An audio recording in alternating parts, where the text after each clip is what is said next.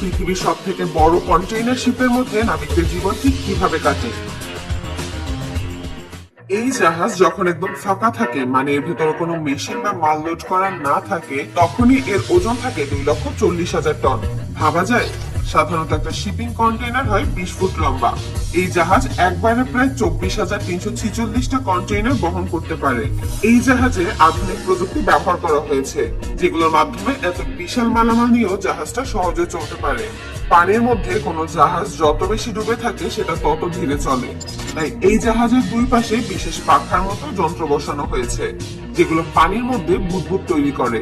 এই বুদবুদগুলোর কারণে জাহাজ আর পানির মাঝের ঘর্ষণ কমে যায়, ফলে জাহাজটা তুলনামূলক দ্রুত চলতে পারে। চলুন এবার জাহাজের ভেতরের দিক দেখে আসি।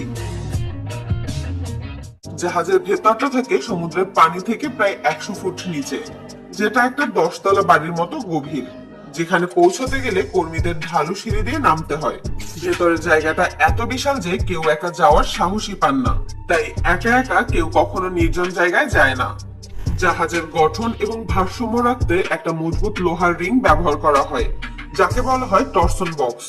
এই রিং পুরো জাহাজকে ঘিরে রাখে যাতে জাহাজ মোচড় খেয়ে ভেঙে না যায়। এই রিং গুলো এত বড় যে এর ভেতরের ফাঁকা জায়গা পথ বা করিডোর হিসেবে ব্যবহার করা হয়।